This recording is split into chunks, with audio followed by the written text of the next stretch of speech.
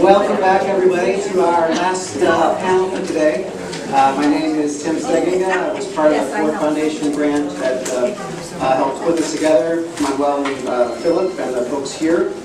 And just to recap a little bit, we began yesterday getting a sense of the economic underpinnings of detention in this country. We've heard a lot about GEO and CAA and their lobbyists, and how that comes full circle to local and national policy on the criminalization of immigrants in the United States.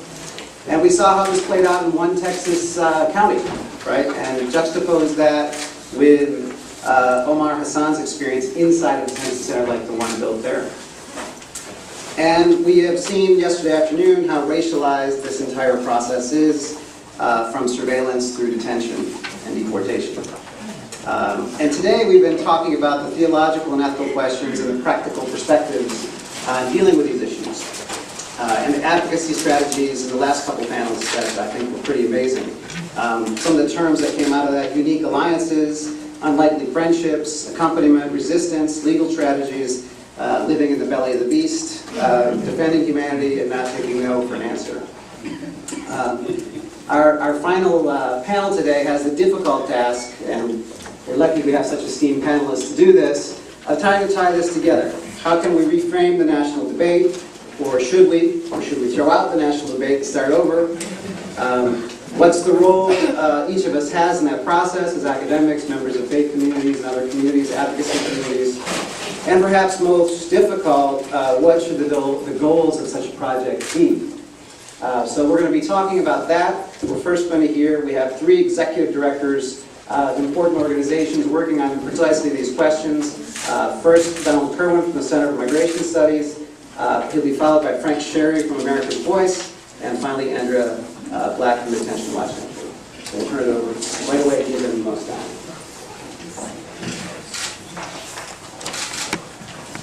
Well, thank you very much. It's been a fascinating conference, and thank you for having me. We've been asked to discuss where detention is on the very scary radar screen of public policy in the United States, and whether the elimination of detention is a feasible goal, and then also how the detention issue might be reframed, and we might develop more compassionate responses to detainees or to non-detainees even. The first answer is immigration. I don't think immigration detention is not widely on the radar screen in terms of public policy issues. It's an issue that's generated great passion by a relatively small group, you and others, but a growing group of people. And I think that that's an extremely important thing, right? I mean, we know that from the DREAM Act, and we know that on the other side from the nativists. Passionate people make a huge difference in this field. Detention has basically been seen, I think, as a necessary evil, or maybe in some cases a necessary good, which facilitates enforcement. And the one widely accepted truth in the mainstream immigration debate is that we need to enforce the law. Here's an interesting fact. President Obama's administration is going to end up deporting about 1.5 million people over 4 years. Over the 20 years of the Reagan administration and the 2 Bush administrations, total deportations were 2.3 million. So 1.5 million over 4 years versus 2.3 million over 20 years of the last Republican administrations.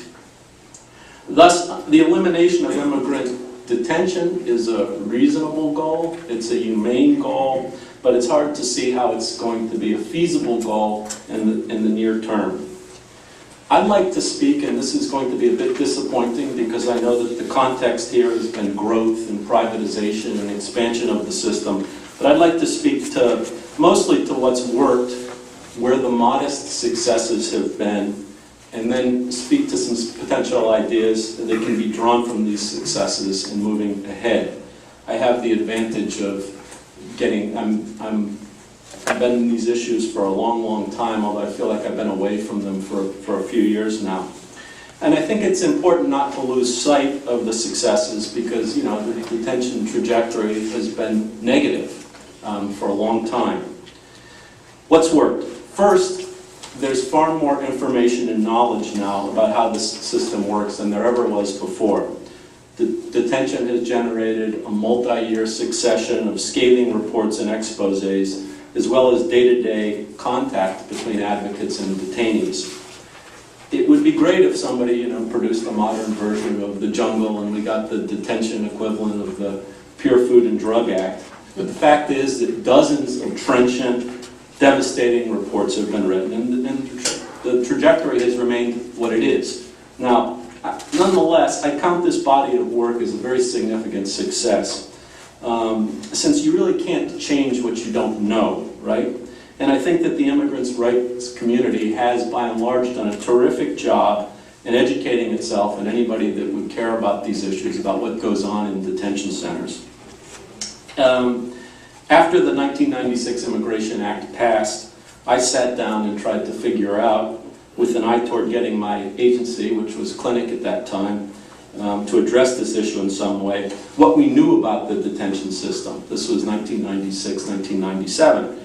And at that point, we either didn't know, or we knew far less about things like how many facilities there were, what kind of facilities they were, who ran them, what standards govern different detention facilities, what was the composition of detention populations, how many people had been in long-term custody, why, and where they were from, how women and children were being treated, and the degree to which the system was privatized, and a lot more.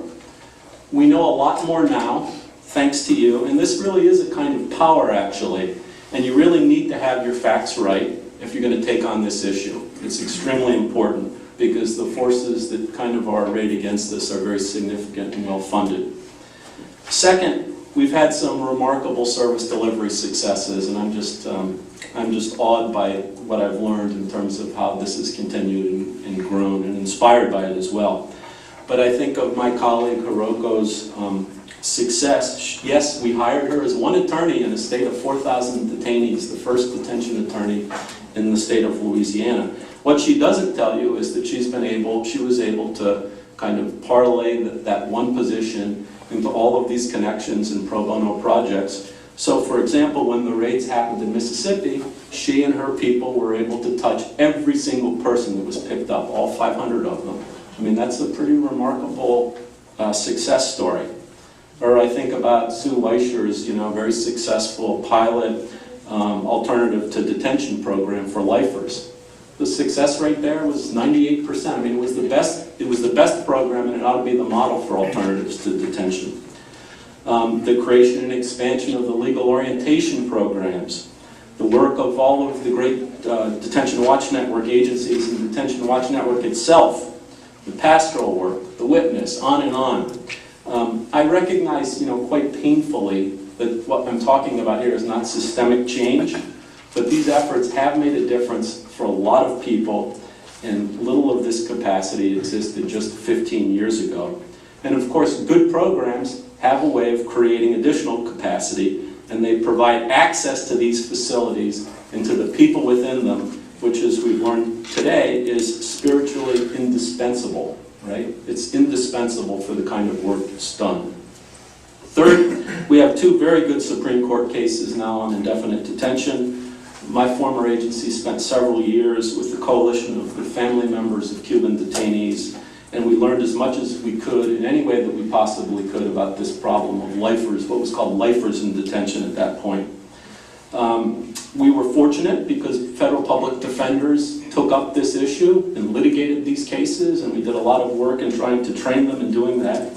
And the Supreme Court cases were major victories, and they came about and have remained in place despite the drumbeat of threats about all of the criminals and national security risks and terrorists that they would unleash upon the country. The last time we analyzed those detained on any given night, I did this for Migration Policy Institute, we found that 992 people had been in custody for more than 180 days past the order of removal. That's 992 too many. But if you look back at 96, 97, there were 5,000 people that were in indefinite detention, oftentimes for years, 2,500 Cubans alone. So there's been some progress on that issue, obviously not enough, right? Fourth, while they're not the right type of standards, and they're not in the form of a regulation, some very substantial standards now govern the detention centers. 15 years ago, believe it or not, local INS contract facilities were supposed to obtain American Correctional Association accreditation within 9 months, but only 6 had ever obtained it at that point. Okay? Forget about the 9 months. And most local facilities were subject to 4 very basic standards, and these are the 4 standards. 24-hour supervision, so they couldn't abandon the facility at night, right? That was a good one. Emergency medical care, so if somebody was having a heart attack, they had to call an ambulance. Food, they had to feed, immigrants, that was big. And conformance with emergency and safety codes. So that's what they did. Not too ambitious, I'm afraid, And even in the INS service processing centers at that time, there was no central oversight of the treatment of immigrant detainees. Thus, there was no accountability for meeting standards even where they existed. The first substantive set of standards came about because the American Bar Association took on this issue in a very significant way during the Clinton administration. My former colleague and Frank's former colleague, Christina DiConcini, led a very inclusive process to develop these standards and push them, which a lot of groups supported. However, the most important part of that was successive ABA presidents with no prior interest in immigration were outraged by what they learned, and they advocated quite directly with the Attorney General, the Assistant Attorney General, and the Congress. Now, the American Bar Association is now re-engaging on this issue in the context of civil detention standards, which is a process that I'm actually chairing at this point. And the question is, can secure facilities, for example, be considered civil detention standards, right? I think that's a huge question, so we're going to be wrestling with that. But we have this opening because Dr. Shryo ran with a theme that's been before us all along. Immigrants are treated like criminals, but they're not criminals. They're civil detainees, and they need to be treated as such. So what does that mean? I think that there's a very significant opening here. I think the DHS reforms haven't gone far enough, of course, but things like the risk assessment tool, reducing the number of detention facilities, revamping the Hutto facility, and others have been mostly positive, modest successes. However, I'm not at all convinced that the alternative to detention program operates as an alternative to detention. I think it's more about expanding detention capacity, and that's a big problem, and it's something that we need to work on. Fifth, the community had success in taking unaccompanied minors outside the orbit of ICE. These children and youth, again, not hardly a perfect system now, but they're now in the custody of a more appropriate federal agency, and they receive more appropriate treatment based on their best interest. We need to take other populations outside the context of ICE and their detention system entirely. Bona fide asylum seekers would be a good group, but I'm sure we can think of others as well. And then sixth, the appropriation for detention has been about level over the last few years, right? And I think, and even the number of people that were detained fell from 2009 to 2010, although it's going to go back up this year. These are modest successes, but the fact is that the appropriations have been growing, and they haven't been growing all that much recently. And to me, the whole game is to starve the system, right? To create less capacity. Stopping the growth has been a good first step, and a first step is all it is. There really isn't any value add to the economy of the detention system. We're not producing anything with the detention system. I mean, think about if it was 10 times as large, would we be in a better off place economically? Of course not. So the system needs to contract, and we need an appropriation strategy that would help it to do that. Okay, so what ideas and lessons might be drawn from this? I have 5. First, the hard day-to-day work of knowing, serving, organizing, and caring about detainees is indispensable. Second, inspired and unexpected allies have been crucially important in the successes that we've had. We need more ABA presidents involved. What about the American Medical Association? Why aren't they involved? Healthcare is a huge issue. Why aren't they engaged in this, for example? We need more Doris Schreiros.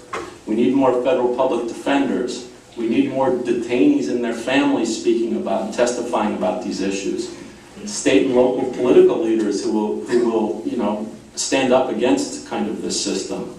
University presidents, trade associations, on and on. It would be a very, very good use of our time to identify such people. The third thing is we need to remember that detention is one of the last steps in the broader enforcement system. This problem has been years in the making. The funding's in place, the legal regime's in place, the enforcement programs are in place, and the economic interests and incentives are in place. State laws and resolutions and federal immigration programs, enforcement programs all feed into this system. You're not going to make sufficient progress on detention without defeating the enforcement-only vision and basically reforming the immigration system more broadly. I think that the debt and budget crisis present an opportunity to argue that the immigration system, including detention, is sufficiently funded, right? Enough already, right, with the enforcement. They have enough money right now. And to the extent it isn't sufficiently funded, it's because the mandatory detention rules put the wrong people into the system. It's also an opportunity to push back significantly on the argument that the U.S. isn't enforcing the law. Imagine that, people are still making the argument that the U.S. doesn't enforce immigration law. I mean, that's an overreach that ought to be attacked. States are all developing plans to reduce their prison populations, right, for economic reasons. Why can't ICE develop a plan to reduce the size of the detention system and still meet the goals that the system is supposed to produce, to protect the public and to prevent flake? And I'd like to throw the prosecutorial discretion argument into that mix as well. Prosecutorial discretion means that the administration has the discretion to not fill every bed that's appropriated for detention. Will Congressman Smith go crazy? Will Congress protest if the beds aren't totally filled? Of course they will, but so what? 91% of the American public is fed up with Congress at this point, We want to be with the 91% on this issue. And I have no idea why the administration can't develop restrictive enough alternative to detention programs to call them alternative forms of detention and to open up those programs for mandatory detainees. And then fifth, we need to address this issue of privatization, which I think is more difficult to do than you might think. Remember that we used to oppose state, local, and private contract facilities because at $20, $22, $29 a night, they provided no services at all to detainees and they were a cash cow, right? It now costs 4 or 5 times as much to detain an immigrant, mostly because of unnecessary, costly, privatized prisons. And people aren't treated any better. Profits have soared, but people aren't treated any better. So do you tackle this issue by saying, it's a problem that there's lack of oversight by the federal government? Do you say that detention is a core federal responsibility?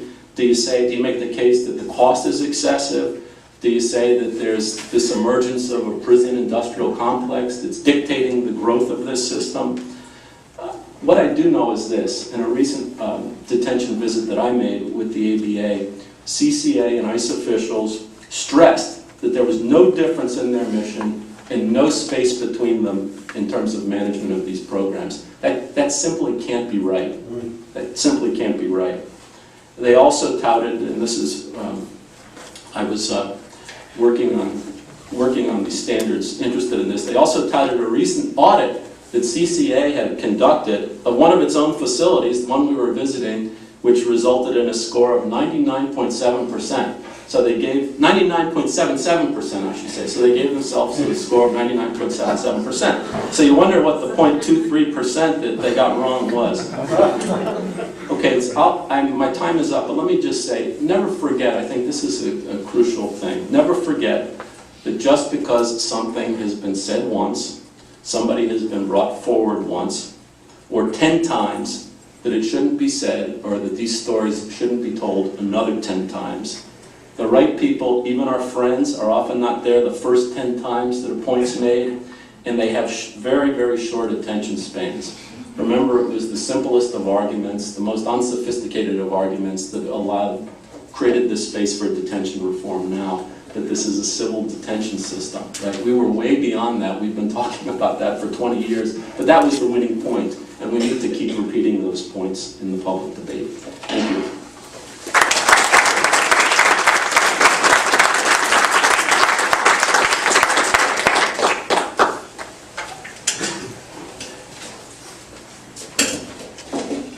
Hi, I'm Frank Sharry. I work in Washington, D.C., and I'm not sure why they invited me to speak to you. When Miguel was talking this morning about that white middle-class privilege where reformers come up with big solutions and comprehensive schemes, I thought he was talking about me. In fact, he was talking about me, at least indirectly. Because I have been an advocate in D.C., you know, I used to be a community organizer, but then I went to D.C., bought a suit, and worked there the last 20 years in pursuit of immigration reforms. And, you know, for the first decade, it looked like we had a shot, right? We got Salvadorans temporary status early in the 90s, and we took a big hit with immigration laws that passed in 96. But we had a pretty strong comeback. We got benefits for elderly legal immigrants restored, some food stamps. We helped some Haitians who had been in the country. We helped some Central Americans that were deserving of relief. We saved the citizenship program. We got this 245I program, which allowed families to get in for a while. We had a number of wins in the late 90s. The economy was good. The Clinton administration was finally getting the power of the Latino vote. The Republicans were a little scared, and we were making some progress, even if it was incremental. And then some of us thought, you know, we should go big. We should have a vision of what we want. And the idea was we should look at the arc of migration, not only the people who are crossing the border and in the United States, but why they leave. And what we should imagine is a regional, by regional I mean North America, Central America, Latin America, a regional approach where there was the right to migrate under flexible quotas so that it was orderly, but it should be responsive to labor market conditions. For example, for most of the last decade, there was a demand for about 500,000 low-skilled workers in the United States and 5,000 workers available to them a year. That mismatch of supply and demand had a lot to do with the growth of unauthorized immigration. Plus, the fortifying of the border made it difficult to go back and forth, so people were literally trapped here. But the idea was to have not only entry levels that could be flexible and fair, but as my friends in Mexico would call it, el derecho de no migrar, the right to not migrate. And that we should have intelligent investments in sending communities, as well as big infrastructure projects. And so we had an integrated approach to having migration be a legitimate choice, an honest choice, rather than a decision that you almost had to make. And then when people came here, they could come and stay and go, or they could settle their choice and enjoy equal rights on their way to citizenship and beyond. That was the vision we had. It seems naive and idealistic at this point, but I'm sticking with it. I'm sticking with it, just the time frame is a little longer. Now, they were heady times because the unlikely duo of George Bush and Vicente Fox kind of got this vision in a very rough way. Right? A bunch of us were feeding them ideas, right? But when they first met in Guanajuato in 2001, this is what they talked about. And they began migration negotiations. And it was a very rough approach to, yeah, Mexico's got to develop, let's make sure the border's secure, but also flexible in how we approach admissions, and let's make sure people in the United States are legal. Lots of questions about what all that meant, but literally on the week before September 11th, Fox was in the United States, Bush and him had a handshake. They said, let's get a deal done by December of 2001. I know this because I was one of the few advocates that was actually pressing for this. Most people think, Mexico, US, what are we talking about? And I was called with a small group into the White House, which, believe you me, I wasn't called into the Bush White House very often. And this was my first time. And they called us in, and it was like that scene from The Candidate where Robert Redford wins, and he calls in a campaign manager. And they said, what do we do now? So the White House staff that had been keeping us at arm's length called us in and said, the boss wants a deal, what do we do now? The next morning as I was driving to work thinking, oh my God, we're on the verge of a breakthrough, literally as I drove by, the smoke was coming off the Pentagon, because that's where I drive in the morning. And of course the idea of a US-Mexico deal, done. But, that's what started the let's use police to ask people for their papers. 287G, something called a CLEAR Act, 287G, then what's called Secure Communities, or SCOM, all became part of the post 9/11 let's ask people for papers. That's now proliferating at the state level. And the idea of, we were pushing at the time right up until 9/11. In fact, the day before 9/11, we thought we had a deal on the retroactive application of laws that came with the 96 laws. We were ahead of a campaign called Fix 96 that looked at due process issues and detention and other issues. But after 9/11, it was mainly like how to stop the mass arrest of Muslim and Arab-looking Americans. So the Fix 96 agenda was harder, and people like me, and I've been criticized for this, downplayed the enforcement issues in hopes that we could still win legalization. That if we could win legalization of the 11 million, at that point becoming 12 million undocumented immigrants in the United States, our strategic thinking was if we could legalize folks who would become citizens, it would shift the political balance, and over time we would be able to win more reforms on tougher issues such as enforcement and detention and due process. So we fought like hell to, can I say that at Loyola? Like hell? Is that right? Sorry. I could ask for a dispensation. So we fought like heck for legalization. And it came, so that what was Bush-Fox kind of came back in a domestic nationalistic frame called McCain-Kennedy. The idea was comprehensive reform that would combine, quote, smart enforcement, talk about a soundbite that was looking for substance, with a path to citizenship for 12 million people, as well as reforms of our legal immigration system so that family and employment migrants could come in a more flexible fashion. In other words, go from repressing immigration ineffectively and inhumanely to regulating it intelligently. That was the idea. And we thought it could appeal to that middle, that swayable middle, that wanted control, but also to the social justice advocates in the immigrants' rights movement who wanted equal treatment for people who were getting hammered as undocumented immigrants. And we got close. We got surprisingly close. 2006, a version of McCain-Kennedy passed the Senate, 62-36 with 23 Republican votes. It's almost unimaginable now. It's not almost unimaginable. It is unimaginable now. Right? The next year, George W. Bush threw the White House behind it. We had conservatives like John Kyle and Trent Lott saying we should legalize 12 million people on our way to reform. But the revolt on the right and divisions on the left, but mainly the revolt on the right, meant that a proposal supported by the White House and most prominent Republicans went down to defeat. Instead of 23 Republicans voting for it, 11 did in 2007. And this was a much more right-wing version of the bill that had passed just the year before. But never daunted, we thought Barack Obama was going to be our savior. He promised big, made lots of speeches, got that tinkle up the leg, as Chris Matthews would say. And we thought, man, this guy's going to deliver. And then he appointed Janet Napolitano as point person for immigration reform. That was a little disturbing. And then they had some other priorities, and that healthcare thing wasn't working out so well.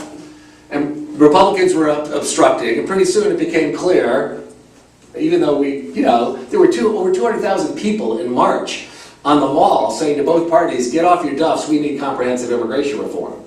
This was now a movement that was beginning to flourish, not just a bunch of advocates saying, please, please, please pass good policy. Nevertheless, the White House was too slow, too distracted, other priorities. The Republicans were going to block it no matter what. We always had the problem with conservative Democrats who didn't want to take a tough vote, didn't want to be seen by the white people as voting for the brown people. And immigration reform stalled. So Arizona passes in that vacuum, and Arizona was in some ways the perfect fit for the vacuum that was left by the lack of Washington leadership. It gave an opportunity to the far right to lick their chops, rub their hands, and say, let's go for it. Well, reform is blocked in Washington. Let's test the limits of how far we can go in the states. Now, for those of us reformers, we had to take one last shot. And it wasn't really our decision. It was when young people, young adults eligible for the DREAM Act decided to be subjects rather than objects of the debate. And they said, we're not going to wait for you policy types or you congressional types to figure out whether now is our time. They declared that now is our time, and they fought hard. They walked 1,500 miles from Florida. They did sit-ins in every office they could imagine.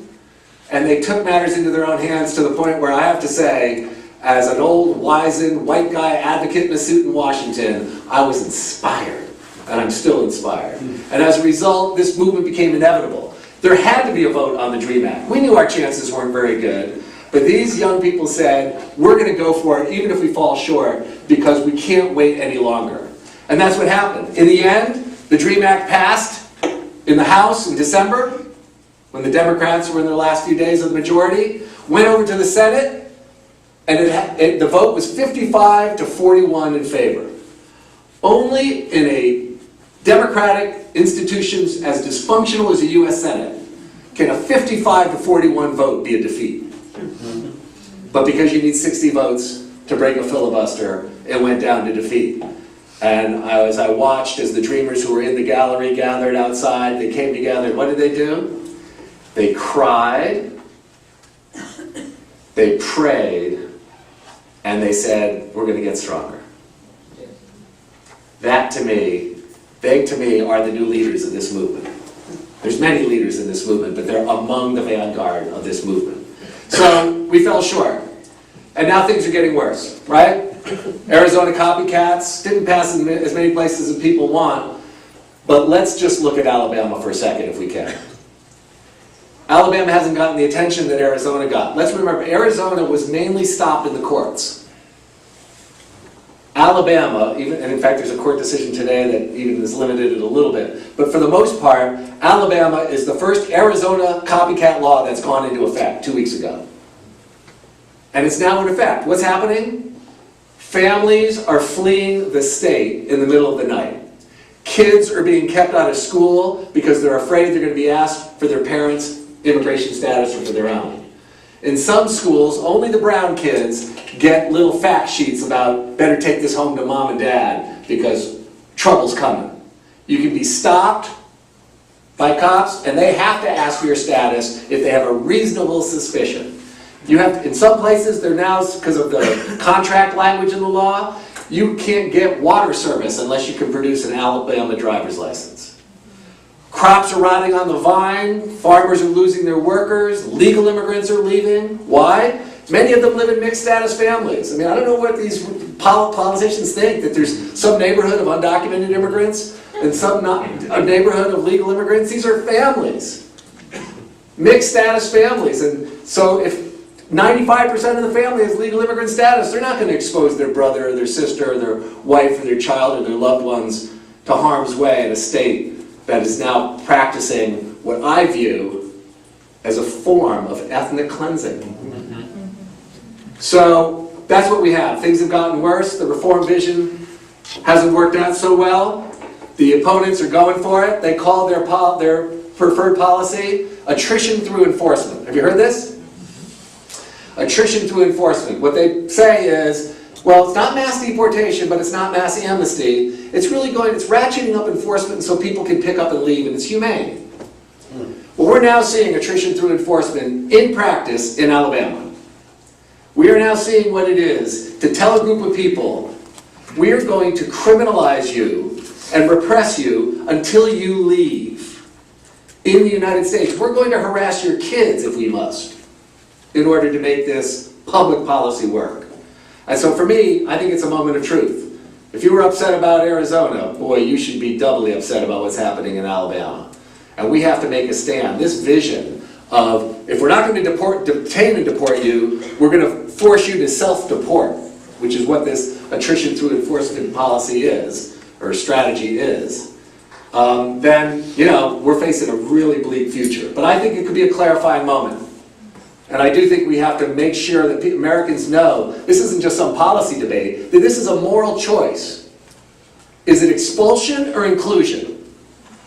Is it criminalization or is it legalization?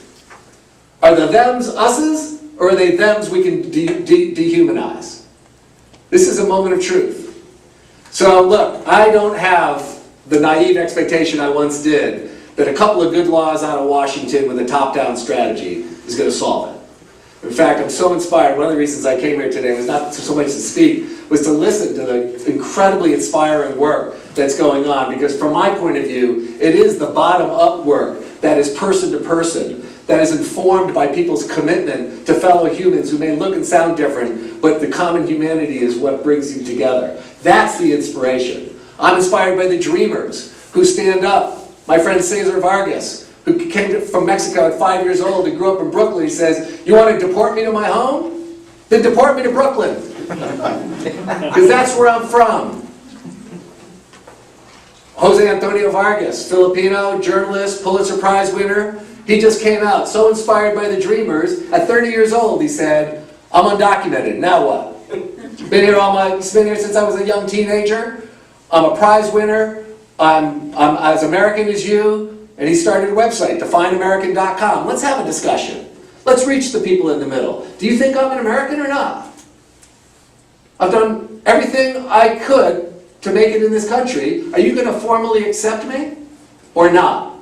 So I do think that the work that so much is going on here, the personalization, the humanization, the human relationship, what Reverend David was saying about his 5-point strategy for transforming people, man, I'm going to steal that. That was awesome. That was awesome. I'm not sure I can get the religious speak that you got, but nevertheless, I like it, because I think that that is really incisive. And I do think we have to radicalize and polarize. Dream Kids were just sitting in at the ICE office 2 days ago. They're trying to stop deportations in Chicago sometimes. Yeah, that's tough stuff. Good. Anyway, I'll just finish with, as a white guy in a suit who was looking for reform, this year I'm going to get arrested at least once.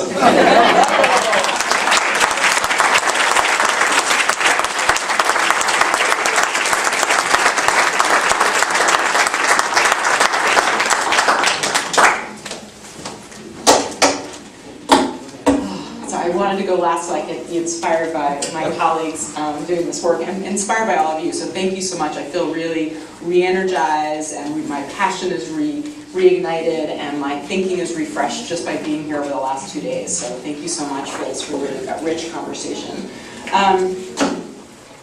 So, we've been asked to kind of point the discussion going forward. And just to say, these are a lot of these questions that we're talking about I've been wrestling with for a long time myself. I've started this work back in 1995, and have worked as in legal services, as an advocate, and also as a coalition builder. And, and I've witnessed, I started in 1995, just before some of the biggest laws changed, and then came back as an intern, and came back to start the work in 1996 when everything, the whole landscape that we knew, which we thought was bad, had changed for the worse. So over the last 15, 16 years, I've seen this expansion. And I've also, these are issues that I'm the director of the Detention Watch Network, and it's a membership coalition of organizations and individuals around the country working to reform and transform the system. And our members have been grappling with this whole worsening over the last 15 years. And then most recently, we're at the 10-year anniversary of some of the worst changes in the law. And 2-year anniversary of basically what we think are the stalled and even failed reforms of the Obama administration. So I say, well, I'm informed by what my membership has experienced. These views are very much my own, and so I'm not speaking on behalf of the entire network. But I've been significantly impacted by our members, particularly those who've been directly impacted by the system. And I don't know if folks are familiar with Families for Freedom in New York City is one organization, a membership coalition of people who have been directly impacted by the system, who are speaking out and advocating. And those folks and others, I've really been privileged to be in spaces with them, to be able to develop friendships with them, and hear very much their perspective and their personal experiences. and witnessing their bravery and courage to speak out about the very personal pain they've gone through and face community and the community rejection that they faced just even by speaking out and telling their stories. I've also seen the despondency and radicalization of our membership as we have seen the failure of the reforms over the last 15 years. And I myself am personally beyond frustration. So what is a way through this prison of law and logic that it has been built up around us? I don't have any grand solutions. I think our topic was how to change the conversation in the public square, okay? But I do have some thoughts about how we can change the conversation amongst ourselves. And I think that's really where we need to start, because it's only through individual and community transformation that we're going to be able to change the debate and change the world that we live in. So I would join the chorus of saying that even though we would think from this conversation that detention is just like one of the hot button issues in the United States, it is, in reality, it's barely a blip on the radar screen of the American public. And frankly, I mean, in some ways it's hard to understand why, because I gotta say that the number of news stories and reports and even the mainstream media has been addressing this. I don't know how many people have seen the film The Visitor. I mean, there are a lot of things that have popped up in the public consciousness, and so you would think that this is actually an issue that a lot of people know about. But it hasn't been sticking, and why is that? And part of it, I think, is rapid growth. I mean, we did not have the system that we have today 16 years ago. We have seen, it was in place, and the kind of the beginning, the roots of the system were there, but it really has just, kind of reached the public consciousnness as it's exploded.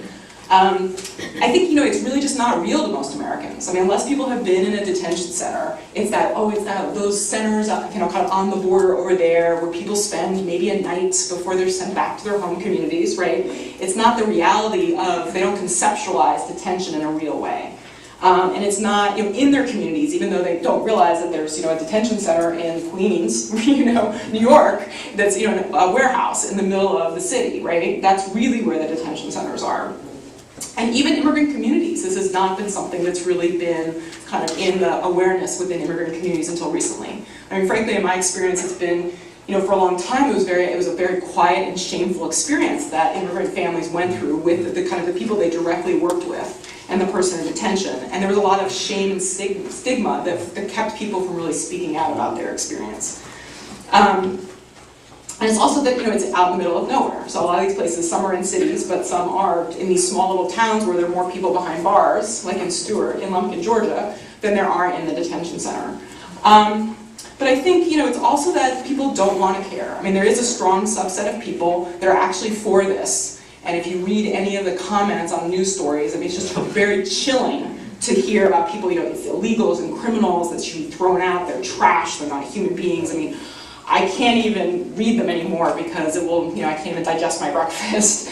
But I think what's more chilling to me is this profound indifference of the vast majority of us.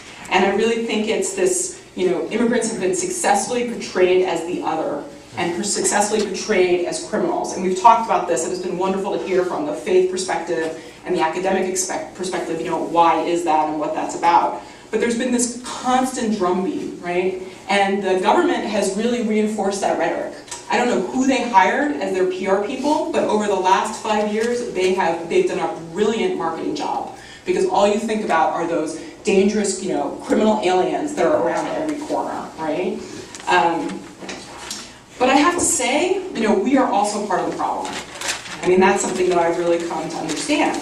The immigrant rights community, in my experience, has been we've not been successful in fighting back this framing, right? And I think part of it is that we have been backpedaling like crazy to say, this is not a criminal system. This is a civil system. These folks are not criminals. I've seen this in the broader immigrant rights community. I've seen this within the membership, and I've also seen this myself. I too have done this. And I recognize that it's an enormous challenge. I mean, in the current climate and what Frank describes, the battles, just to get that little inch, it's enormously challenging to try to change hearts and minds. And so it's so tempting to say, these are not criminals, or, oh, these are the good immigrants that need legalization, opposed to the bad immigrants. Those people should be deported. right? And so it's almost like it's like those kids in the playground, the unpopular kids over there. We don't want to be near them unless we get tainted, right? Because otherwise they're going to drag us down and we'll be like the uncool kids in the corner. So I find myself, highlighting when I talk to people. I was just on the plane talking to someone, and it's, oh, it's a civil system. Let me tell you about the women and the children and the asylum seekers. Very important, all part of who's in detention, but that's not everyone who's in detention. And I found myself saying, here's some people that need help, and not talking about everybody else. Well, I know in my heart that the most compelling stories and the people who have had the most injustices are people who are legal, who are friends of mine, who are legal permanent residents with criminal convictions in their past. And why can I and the rest of us not do the advocacy and talk about them the way we should? That is the question for me. And I think, it feels impossible in this climate to do that. And yet I think it's not working, and it's wrong. And how do we grapple with that? I understand that there's incredible pressure to go for modest reforms. I've been in that camp for a really long time, and not that there isn't value in reform, but I feel that by setting our sights at this level, we're really doing ourselves a disservice. Frankly, where has it gotten us, right? What has the last 16 years looked like? Have you noticed that immigrants are becoming increasingly criminalized? Right? It used to be that small little group, the lifers in detention, right? Or not so small, the 5,000 people, but relatively small group. But now we've got grandmothers who are being called aggravated felons because they have false documents, right? We have husbands and fathers who are facing 2 years or more in federal prison because they're crossing the border after being deported in order to be with their family and support them. So it's not doing us any service to be able to, to split ourselves up and to say, oh, well, those folks are criminals, but all these folks, we're going to take care of them. And so I think, it is just our biggest challenge is shattering this criminalization frame. How do we do this? And how do we embrace every single person that's in our community? We need to push back against the recent statement of John Morton, head of ICE, who says, in the arrest of huge arrest of people with criminal aliens in the community recently. These are not people who make a positive contribution to the communities. These are not the kind of people we want walking our streets. And we need to stand up and say, as our member, Michelle Fay at Immigrant Defense Project did, she very courageously did an op-ed, we are proud to care about and to fight for immigrants with criminal arrests and convictions, and we want them back as part of our communities. So until we do that, we are not going to be able to change the debate. I also think that it's essential that we take a step back and see the growth, as we've been talking about here, of the immigration enforcement and detention system as part of the system of racial control and mass incarceration of people of color and the poor in this country. I don't know how many people have read a book by Michelle Alexander, The New Jim Crow. Have people heard about it? It was referenced by Alex yesterday. Okay, everybody needs to go out and buy the book. I'm not her publisher. And I'm going to get my glasses because I can't read my notes. But this book has profoundly affected me. And hearing her, she came to Austin a few weeks ago where I live, and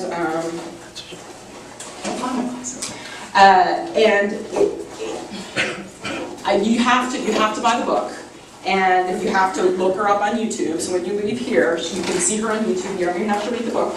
But it is just, I think her work has just had a profound effect on me and on other people. I was in a room recently in Austin, Texas, 400 people, 2 standing ovations. People are really understanding. And what's remarkable about her is not, the academic work is excellent, right? But it's not necessarily all new. She's compiled it in a very compelling way, but it's really her journey as a professional civil rights advocate of many years, a very high standing African American woman who believes that she's doing the right thing, and her confession of recognizing in the journey that she went on to come to the realization and to open her eyes to what is happening, and to look at what she describes as the caste system that we're recreating, and the new Jim Crow system that we're creating by the system of the criminal laws that we've been creating, mainly for African Americans and other people of color in this country. And then we have to ask ourselves, like, where does the immigration enforcement system fit into this, right? So I think, as she says, and then she goes right to the heart of it. She doesn't have solutions. She says, how are we going to redefine the problem, as Jacinta was saying? And she says we must face realities of the new caste system and embrace those who are most oppressed if we hope to end the new Jim Crow. We've got to embrace those labeled criminals, not necessarily all their behavior, but them, their humanness, for it has been the refusal and failure to recognize the dignity and humanity of all people that has formed the sturdy foundation for every caste system that has ever existed in the United States or anywhere else in the world. Now, this is something that we've been talking about over the last 2 days, but I think we really need to think about that in terms of the immigration enforcement system. We're still kind of talking about it in these different realms. And so I think part of it is, and she encourages people to really look at, recognize, and have compassion for our own criminality. Let's talk about what is criminality, and who among us are not sinners, who are not criminals, have never committed a criminal act, and how can we actually, willing to still love each other and ourselves despite these failings. And so it really is not a legal issue, it is a moral issue. I think we also need to, and I really just so appreciated Jacinta's comments about really bringing in the leadership of people directly impacted, for them to tell us what it is like and how, and really work with us to figure out how to move forward. I also think we need to, and part of it is really taking a step back. There are no solutions now, but how can we change the conversation? And what is the positive vision that we can put together as a community that acknowledges this underlying system of racial control, that embraces the humanity of every person, that treats every person with dignity and basic human rights, and also that works across issues. I'm really excited about I'm excited for a lot of reasons, I'm sure you are, about the, Occupy Wall Street. But if you see the messaging, they are bringing all sorts of issues together and looking towards what is the vision of what we want. And they're talking about immigrants in detention. I've got to give them more credit, right, than what we do when we silo our issues. And so, what better opportunity than now, right? When it seems, even though I do appreciate what Don said in terms of reforms, and it is good to take a moment to step back and say, yes, we have made successes, right? But we do feel like things we're stalled, and we think that we've seen this huge explosion of the system, even as we've got these reforms in place. So what better now, time to actually embrace and look forward to what I call a BHAG, which I don't know whether people know this term, or if it's something I made up, but it's a big, hairy, audacious goal. Okay, that's what a BHAG is. Okay? So we need a BHAG because, I think we need to talk about abolition, right? I don't think when we were asked about whether it's a feasible goal, and I appreciate you're saying it's a reasonable goal, that's not the question. It's like, what is right? Is it the right thing to do? I think we also need to question this assumption that anybody who's convicted of a criminal conviction should automatically be detained and deported, right? We need to actually ask ourselves and talk about that. So I also believe, and I do think that if we actually put this out there, we put this out there as our goalpost, we will actually find more people who are willing to get behind this. We'll have people with more energy. Am I at time? Okay. I'm going to wrap it up in 1 minute. So I think we'll have more people, and I just really need to say that I think the faith community are the leaders. I think we really need you to transform the conversation from a legal conversation to a moral and ethical conversation. And so my hope coming out of the conference is that you'll go, if you're not doing this work, you're going to go into it right now. You're going to find a place where you can visit someone in detention. You are going to figure out who's doing this work in your community. And that we're going to recognize that we're going to have different roles, right? We're not all going to speak from the same voice. We are going to have different ways that we talk to the public. And I think David he's done such an amazing job speaking to the swayable public. But can we have common analysis and common goals as we go forward? And can we have solidarity as we do this? And I think we need to work not just from a sense of injustice, but what does a just community look like? I think we need to start talking about our own criminality. Let's do that. How can we be in dialogue about this with ourselves, with our friends, with our congregations, in our classrooms? I think we need to, I think those are the two main things I wanted to say. And then the last thing If you want to join a coalition that is walking down this path, that is doing this hard work, that is really trying to grapple with with this conversation, then I really welcome you to join Detention Watch Network and come join us, because we realize our membership is recognizing that this is a critical core of the debates, and until we have this conversation, we're not going to be able to make the change. So, thank you.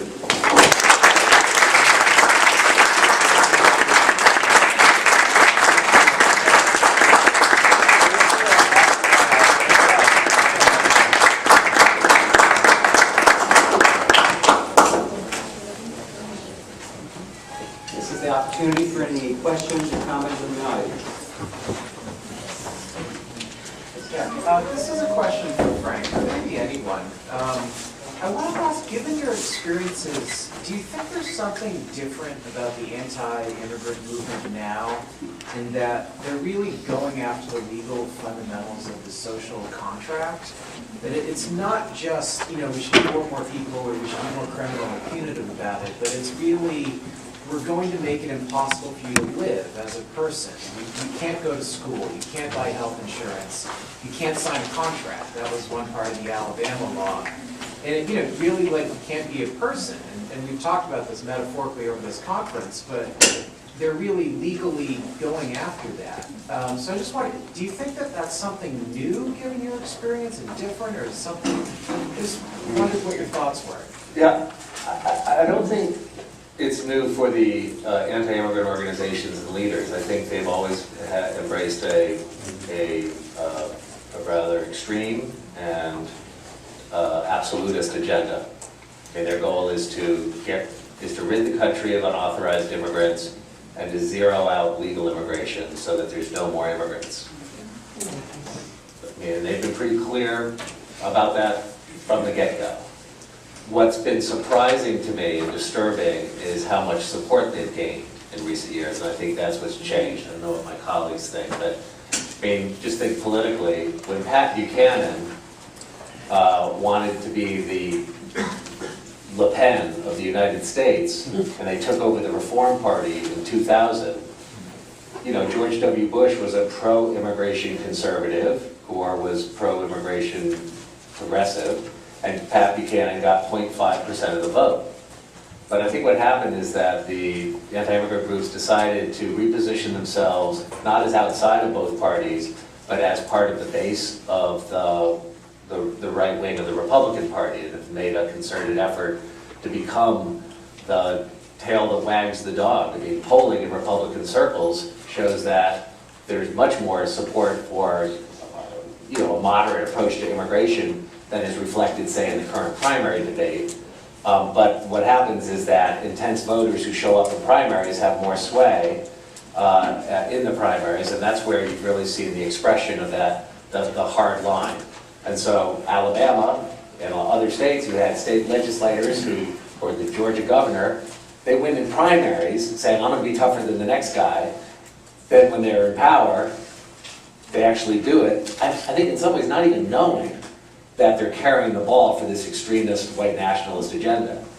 But they are. And so I do think, one of the hopes I have is that over time, the demographic transformation of this country and the political shifts that occur as a result of it, the rise of the Hispanic and Asian vote in particular, but is going to make the Republican Party have a day of reckoning.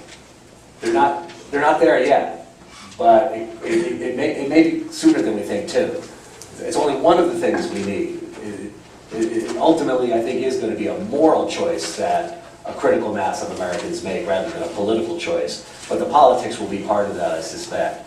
So they've had a good decade. They've taken over part of the Republican Party, and they've had the Grand Recession.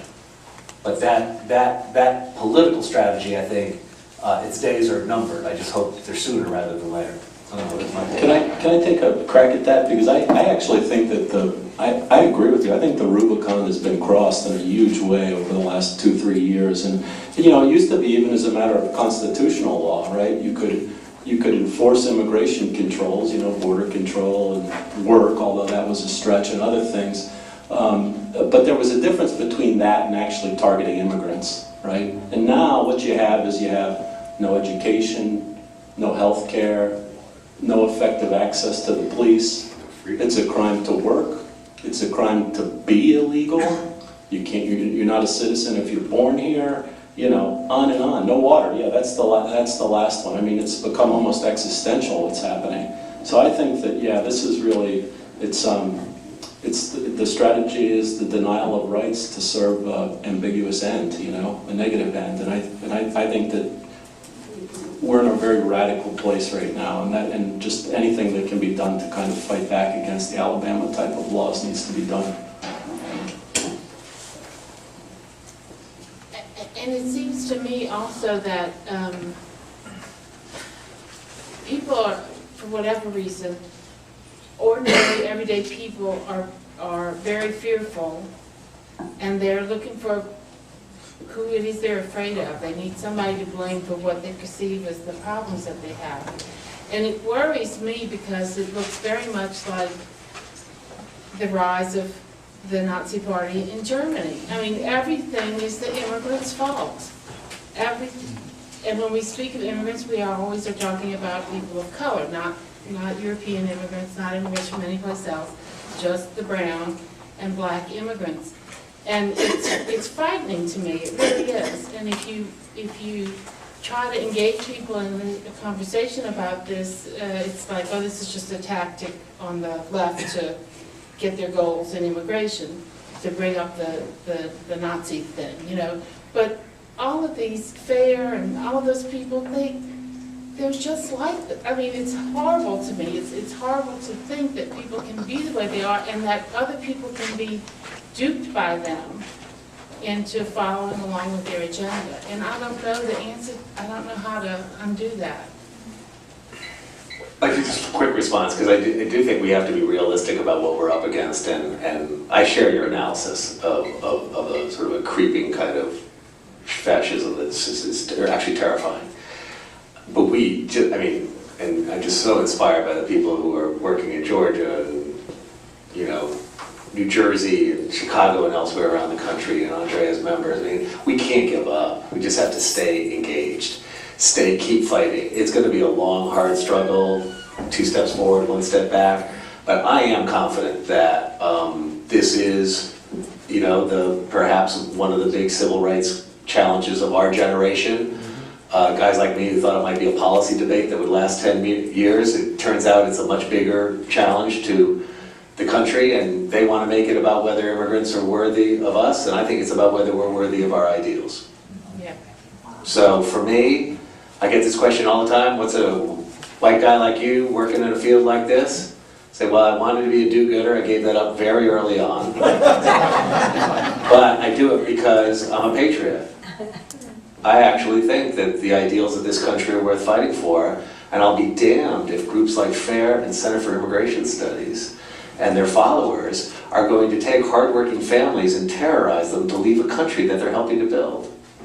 So I think we just need to keep reassuring and supporting ourselves. Whatever level we're engaging is to stay with this fight. Who knows if it'll take beyond our lifetimes? So be it. It'll take what it takes. But we will win it when our collective strength is just enough to create that tipping point. In a way, it's kind of on us. The more of us that get transformed, that get engaged, that stay at it, eventually we'll have breakthroughs of the kind that we can only imagine now. So that's my optimism amidst a rather bleak current scenario. All right, we have 3 hands here, there, and then over here. I'd like to ask y'all, especially from the Washington perspective, how effective has the voice of the faith community been in these in this policy debate, in the way things have happened, and what would you like to see come from the faith community more in the future? I mean, what more can people of faith do? So it's sort of a 2-part question. A+ so far.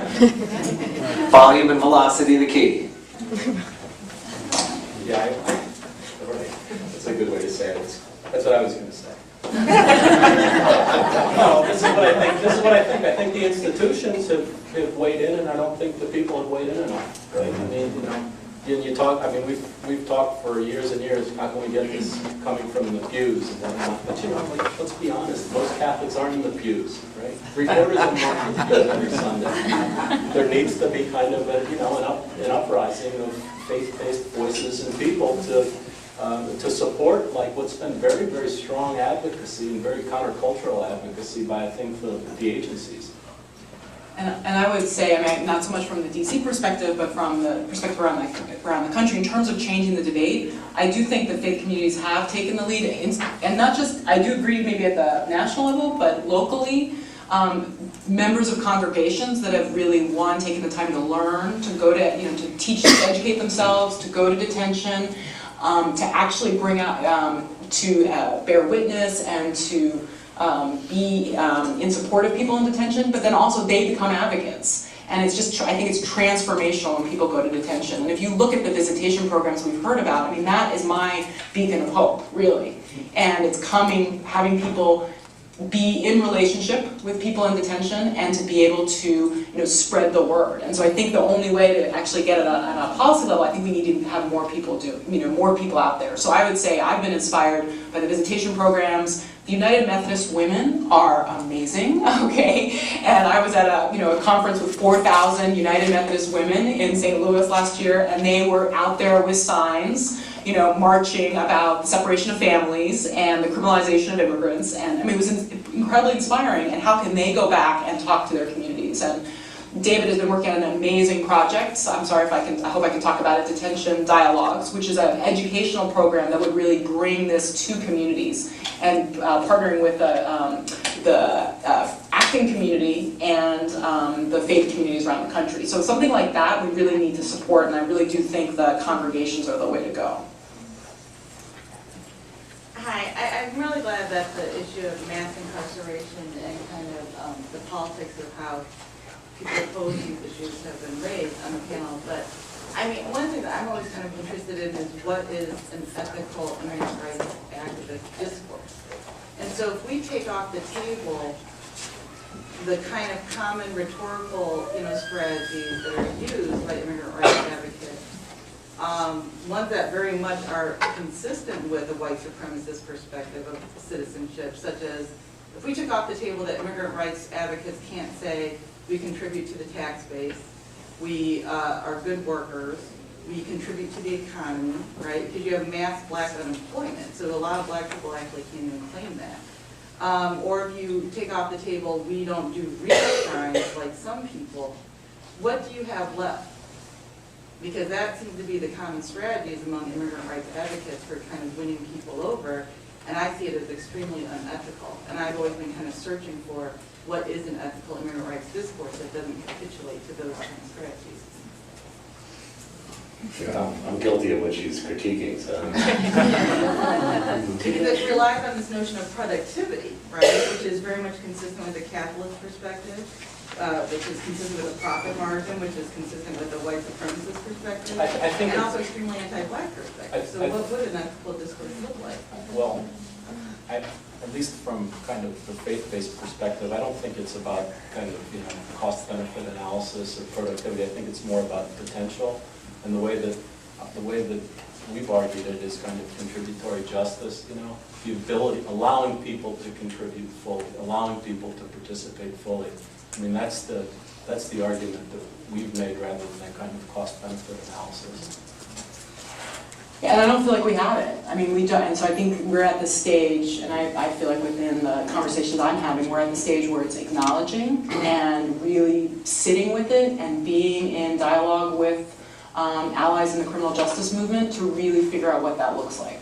And so it's not something we're going to come up with. It's not a soundbite that we're going to come up with. I think it really is this redefining the problem and understanding it in a different way so that we can really have that conversation and come up with that ethical discourse. Here and then here. In terms of the regional arc, Frank, you've spoken about a regional arc and a regional sort of solution. migration, immigration, detention, deportation are not exclusive to the United States by any means, and very much affected by Mexico and other countries who are really facing, well, a number of countries in this hemisphere are facing the same thing. And in many ways, we're the draw and the cause for heavy immigration into Mexico, kind of transitional, traversing Mexico to attempt to enter the United States. How do you, I thought this was what's sort of a regional solution to it, especially when I had come in thinking this would be less about race and more about ethnicity, because as I understand it, for Hispanics at least, and Latinos, it's an ethnic issue. It's an ethnic definition. It's at least that's how the Census Bureau categorizes U.S. Latinos. They use Latino and Hispanic interchangeably, and they just define it as an ethnicity. So what would be a regional perspective? You know, if you really want to mess up the question, make it real complicated, I could say, does CCA and GO, do they have international partners? They work internationally, actually. Yeah, don't give me any ideas.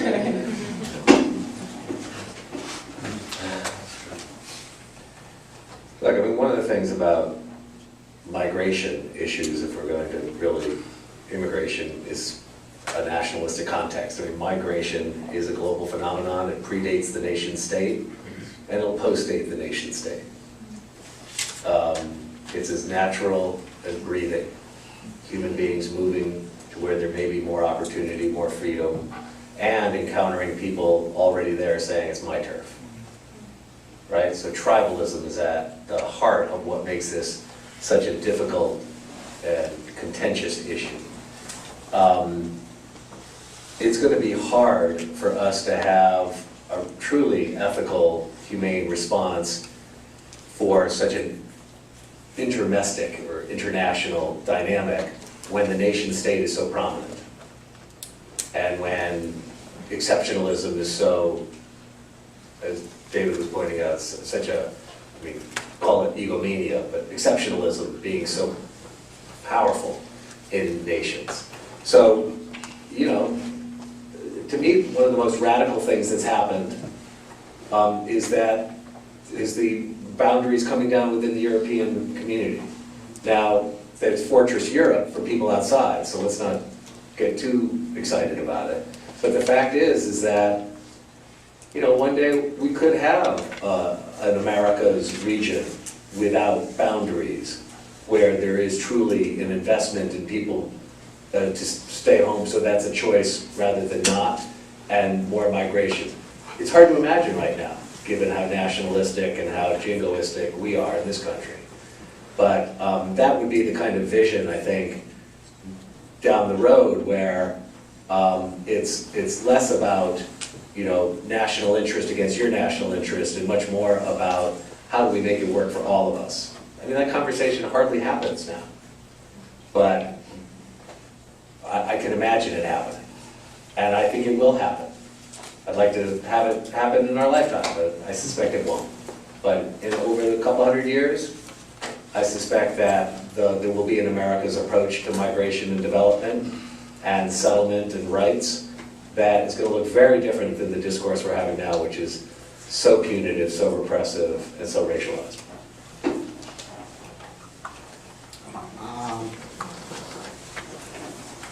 I'm glad to be here as a former detainee. I've been enjoying this for the last 2 days now.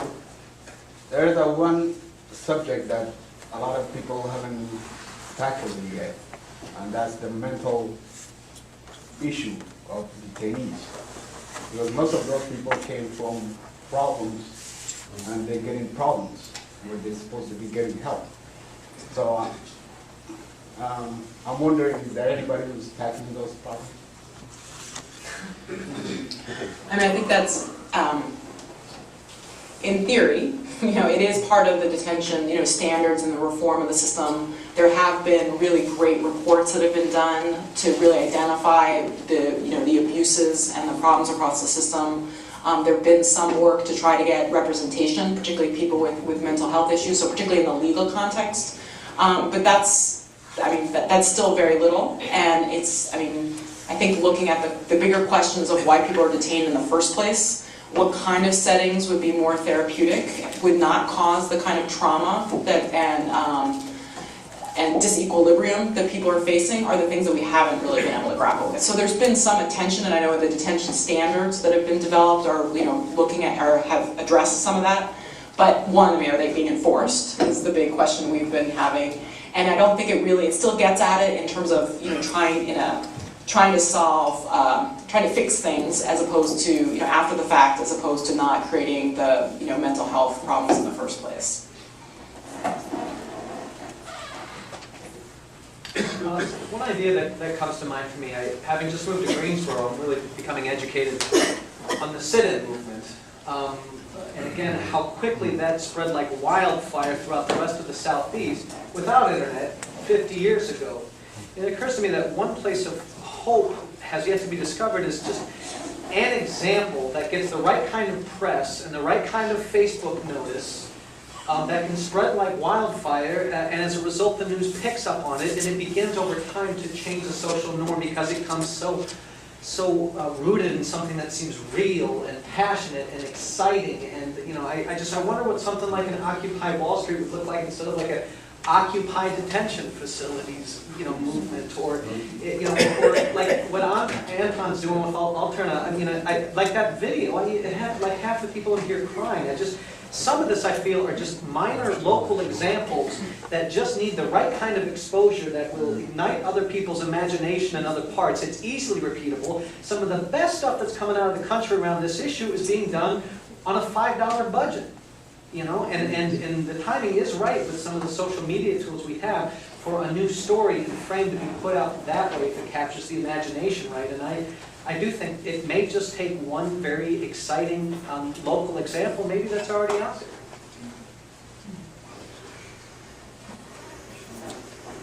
there. Sounds like your ultimate goal would be open border policy. Is that correct?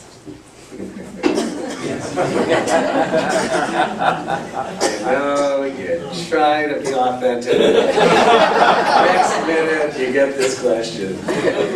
No, that's not my ultimate goal. I was speculating on where this debate might go in a hemispheric model.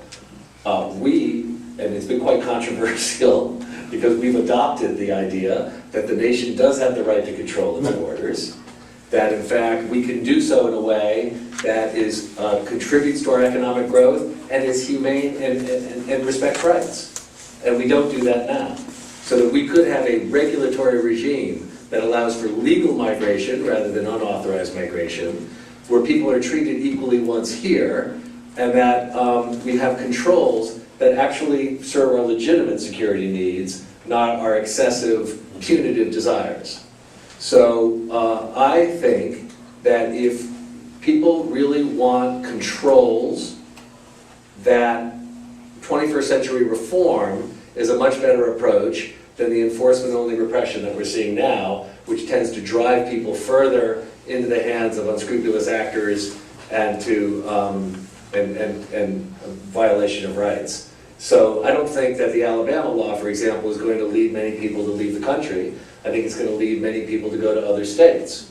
And then maybe more states will do it. But I can imagine in 10 years we'll have 20 states that welcome immigrants and 30 states that don't.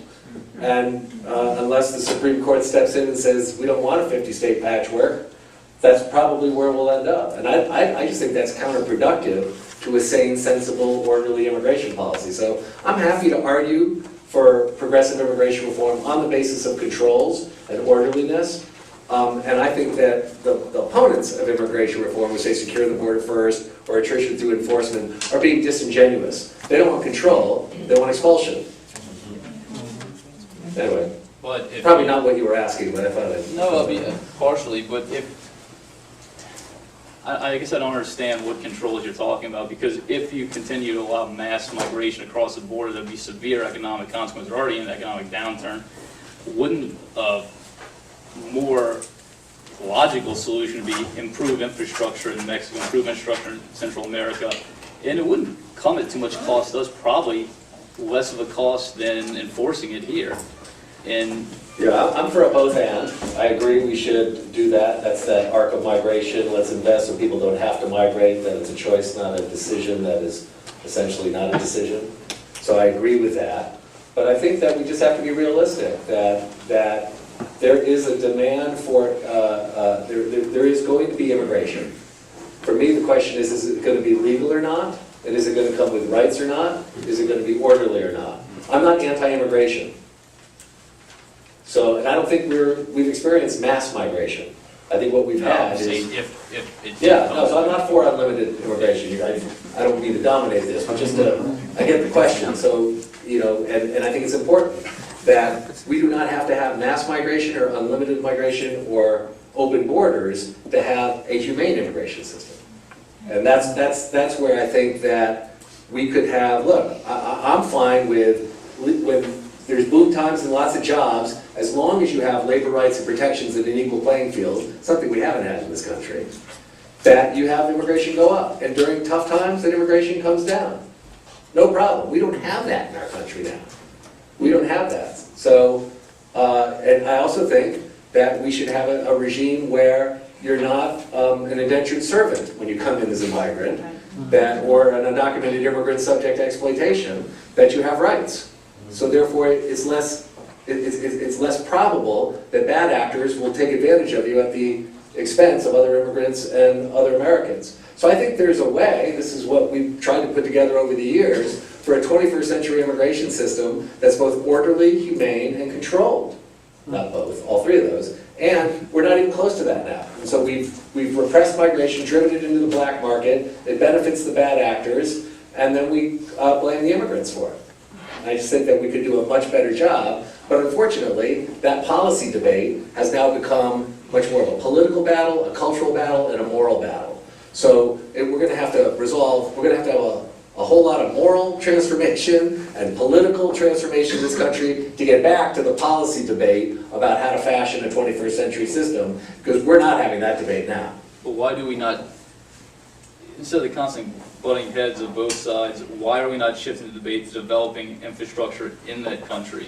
And that's... Or not destroying the infrastructure. Can I say, I mean, Which is what we've already done. I think we do talk about that. I mean, a lot of people do talk about that quite a bit. You know, Frank talks about the right not to have to migrate. That's a key principle, for example, of all of the capital work, and the campaigns are explicitly tied to kind of debt relief and development. Remember, though, it's a little bit more complicated than that, right? Because you develop communities, and that spurs migration for a long period of time, right? It increases migration.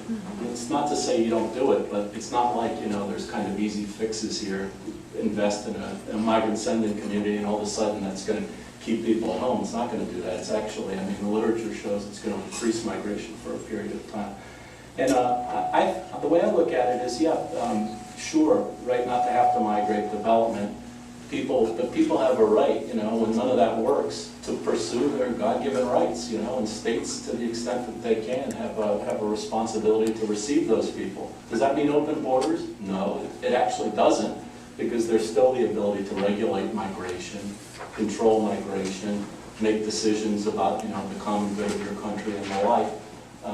Those are complicated kind of, questions, but no, not open borders, not for me, but certainly people that are fleeing for, trying to support themselves, can't possibly support themselves at home. Of course, you'd try to be open to them. I'm going to take two last questions, one over here and one over here. It's towards him, but I think it's a bigger systems problem, and it's not necessarily the migration, because it has a lot of different consequences. What about civil wars in countries, and then what about fair trade versus free trade? Free trade versus fair trade, and so it's a huge system issue within the issues, within the issues, within the issues, and migration is only a part of the issue. That's what I think. It sounds what the gentleman is proposing is maybe a system similar to the Canadian one, where you have a national policy and then a provincial policy. We could have something maybe state-generated or regional-generated, where if you have a compelling need to have an influx of people with a skill set, then that would be granted and approved.